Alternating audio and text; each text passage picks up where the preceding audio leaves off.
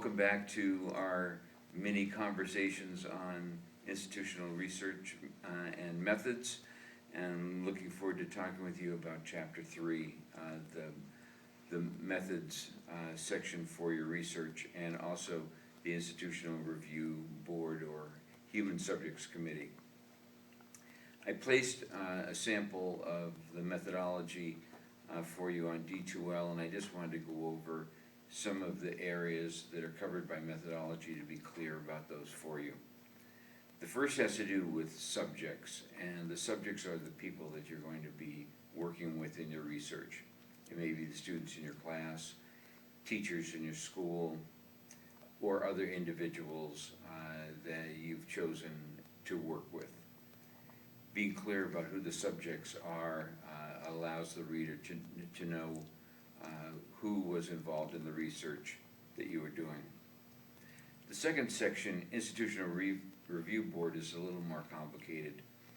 Institutional Review Board is a group from the university and the community that work together to ensure that any research that's done by individuals connected with the university, faculty, students, or others, are following protocols and procedures that protect individuals from any harm, including failure to provide confidentiality or other forms of harm that could come to an individual.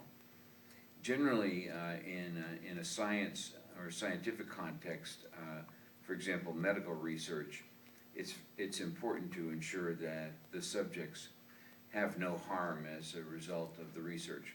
But in educational research, it's different in that we're not performing experiments on our students or colleagues, but still we need to ensure that confidentiality is maintained and that no one has any harm as a result of the research.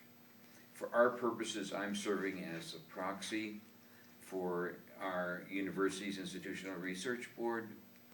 So any research that you do that is solely with teachers or adults that can give consent, willingly knowing that no harm is going to come to them, I can serve as the Institutional Review Board's proxy for your research. However, if you're going to be using children or parents or other individuals, you will need to follow the procedures and forms provided for the Institutional Review Board and to use them directly to gain approval to do your study. I really recommend that you follow the former route and only do research with consenting adults, that is individuals over the age of 18, or not using any individuals at all in your research, but using data or other forms of information without students' names. Instrumentation, the third section of the methodology, concerns the instruments that you're going to use. Instruments would be surveys, interview protocols, observations, or tests, for example, the PSSAs, or other assessments that would be available to you. It could be homework, tests, quizzes that you give in your classroom. Any of those things would be the instruments that you would use for data collection. The fourth section is reliability and validity, and reliability means how reliable is the instrument that you're going to be using. That is, if you're going to give the instrument at any given day or in any given condition, how likely would you be to receive the same result? Reliability of one is a perfectly reliable instrument. Very few have that strong a reliability. Reliability is generally not reported unless you use a previously established instrument, like the PSSAs, and the PSSAs report reliability .93, for example, for the 8th grade math assessment. That's an excellent reliability. You may or may not have reliability scores available to you. If you don't, you can just report that you don't have reliability coefficients available to report on the instruments that you're using. Validity is a little bit different. Validity means how true is the instrument that you're giving. In other words, if it measures reading, is it really giving you a true measure of reading?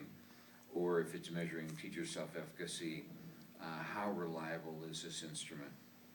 Many times instruments will not have a reported mathematic validity, but they might have what we call face validity, and that means that it appears to be valid based on what you think or what is logical to conclude about the instrument itself. Last, materials are mentioned, and materials could be anything from computers, laptop computers, technology, iPhones, different forms of technology, or actual tests themselves. What are you going to be using when you conduct your research? Finally, I ask you to list the procedures that you're going to follow, and I gave you a list of 6 or 8 procedures that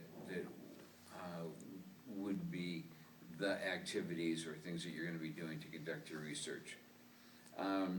Getting permission from the school district is listed as the first item under procedures, and that's something that I'd like you to do next semester. I'll give you a template for that when we begin the semester.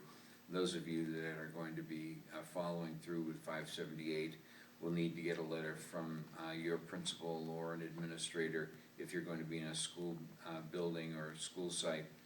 And the letter needs to be on official school letterhead stating that you have the permission of the administrator to conduct the research that you're going to be doing, and it lets me know that they're aware this is going to be going on in their school and that they approve of it. You'll also in that letter talk about confidentiality and how you're going to maintain confidentiality. I'll explain all of that to you again when we get into next semester. The other things that you're doing, submitting those materials to me, conducting the surveys or conducting interviews or conducting observations or whatever it is that you're exactly going to be doing, that's what I want you to list in the procedures. The example that I gave was approximately 3 pages long, and I think that covers everything as far as methodology is concerned. I'm always glad to answer your questions. If you want to email me or contact me or through the discussion board, we can communicate with one another. I wish you all the best for concluding the 3 chapters in the prospectus, and I enjoy working with you. Have a great day.